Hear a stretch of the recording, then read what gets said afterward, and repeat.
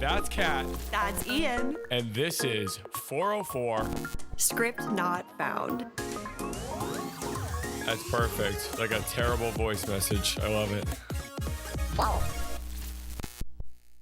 Happy 1 year. Can you believe it? Time flies. I was going to say we've come a long way, but I don't know that we have. I do think we've come a long way. Today we're going to talk about AI. Shocker, because that's what we talk about every episode. But Wait, I I have can't something to stop. share with the show before we get into this, and I hesitated to bring it up. It Bring it happened up. again at Chipotle today. I got sour cream, and the woman like missed the bowl. I genuinely don't understand how this has happened to me twice. It was on the rim of the bowl, falling out, and I was like, "Okay, I guess I didn't need this." I wonder what kind of data they have on you. Like, I'm dying to know how high you are up there. Or maybe there is someone who eats Chipotle more than you do. When I get hooked on food, it's like binging a song only with like lunch. Like I'm all in on it. Wait, speaking of binging a song, Ian is so excited that the Chainsmokers will be at Cisco God. Live. So if you're not registered yet, register so you can see the Chainsmokers too. Yep. Chainsmokers, Maroon 5. I don't know how to segue here. You brought this to me that our podcast, our award-winning podcast, which we've never talked about on the show, now has an AI agent built for it. And I'm going to play it dumb here. I don't even know what that means. And I've been trying to up my AI game. I'm working on a project within What was your project? What have you been doing? So I had a little learning lesson with our good friend Steven Tessitore last night. Awesome. And he taught me how to do this. You create a project within Circuit, and you can essentially you give it all the confines like you would with a prompt, but you're able to kind of build out what you're looking for more. You can upload data, and you can kind of build out. So I'm creating or updating our ideal customer profile for our mid-market and SMB segments. Wait, that's very cool. I don't know how to do that one. Well, there we go. We can teach So that it's not after. in the This chat is one function? more Cisco niche of a thing, I think, but. Well, so I do it in Circuit, obviously, so that we can use proprietary Cisco information in Circuit.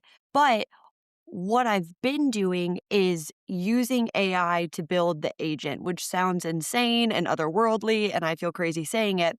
But I go to my GPT and I say, hey, I want an agent that is going to serve as a podcast producer for me. Can we It's take a going time out and just Yeah, define what you mean when you say agent for the audience here? I don't really know what that means.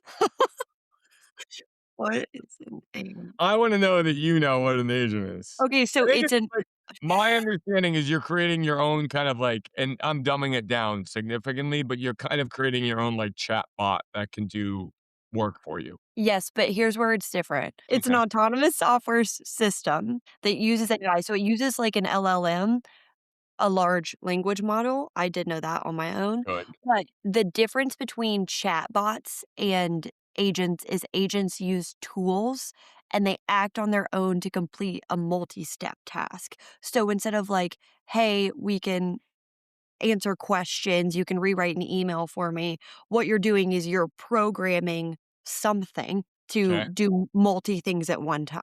So what okay. I said is, hey, you're going to be a podcast producer. Here are You give it a all roll. you give it a role, Okay, you give it the input that you will give it in the future so it understands what it can expect. Then you give it parameters, what it guardrail. can Yeah, guardrails, what it can do, where it can go, etc. If I'm doing it here internal at Cisco, I don't have to give it as many guardrails because it's going to use just Cisco information. And then you're giving it the action. So for example, I said, like a hey, outcome.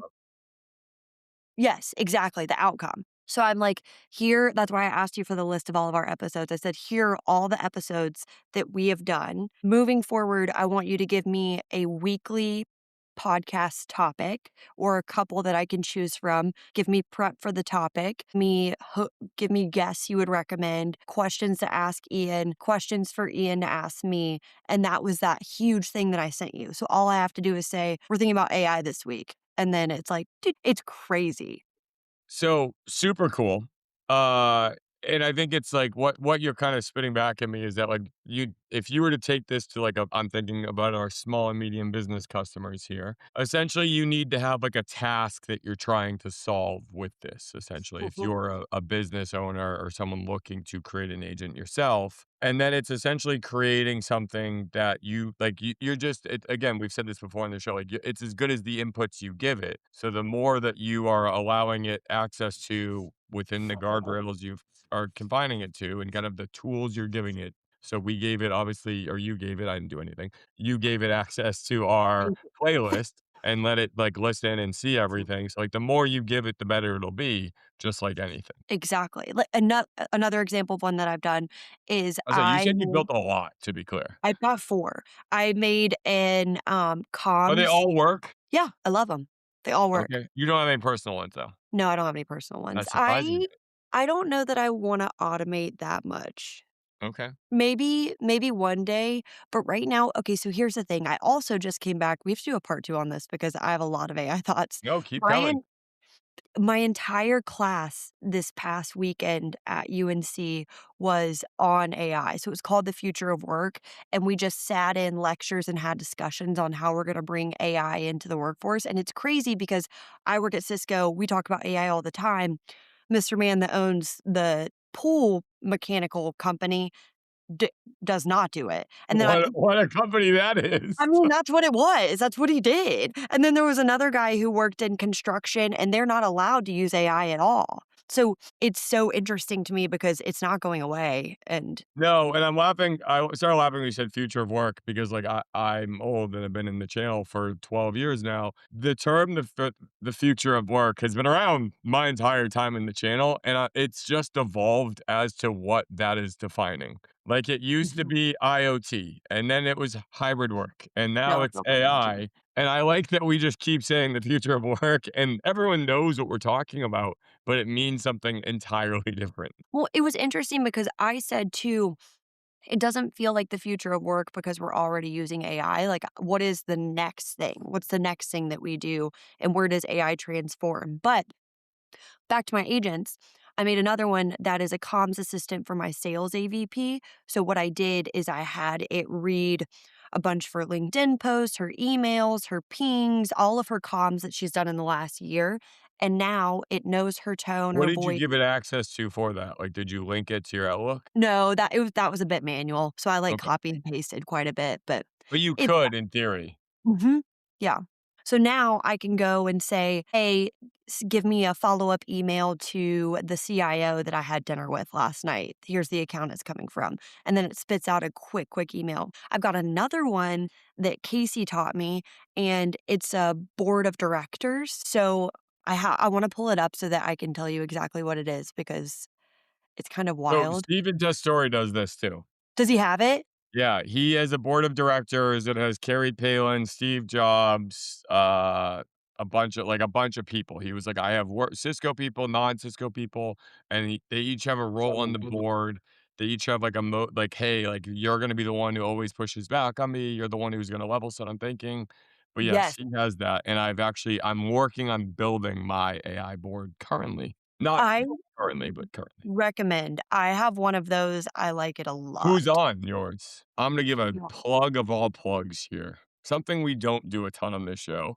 If you're looking to do this yourself and you're a Cisco customer, which I hope you are because you're listening to the show, or even a partner, you can actually use Webex to create an AI agent in the Webex Mhm. AI Agent Studio. So if you Yes. log into Webex Connect, there's an AI Agent Studio, and you can create either an autonomous agent, which will you can have kind of like a dynamic conversation and evolve, or a scripted agent for more like structured conversations, kind of what you're talking about. Yeah, that's a great plug. Also Thanks. something that I recently learned. Well, okay, so this Every brings up once in a while, I come ready.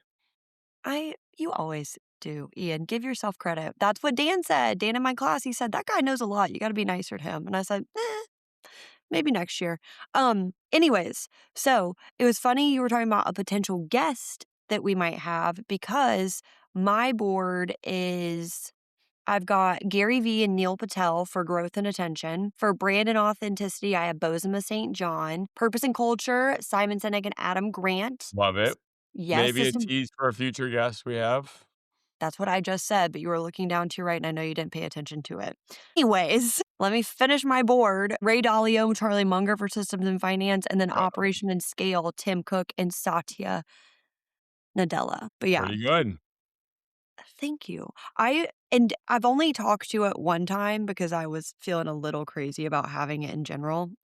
That's the issue that I'm coming with right now is it's a little weird. And it is efficient, it is a good use of technology, but it's a little weird. And I had some conversations with people in my cohort this weekend who are very against it, but they're our age and they're like, it's lazy. That's lazy. Why? That's what I said. I said, I don't think it's lazy. I think it just makes me more efficient than you. Like I can do more things now. Yeah, What are and your I thoughts? think there's like a cultural phenomenon that's happening because even like when I talk to again, we're gonna keep using him, Steven here, like his whole life I feel like is in AI at this point. Like he's using it Mhm. for daily tracking purposes. He's using it for work decisions. He's got his board.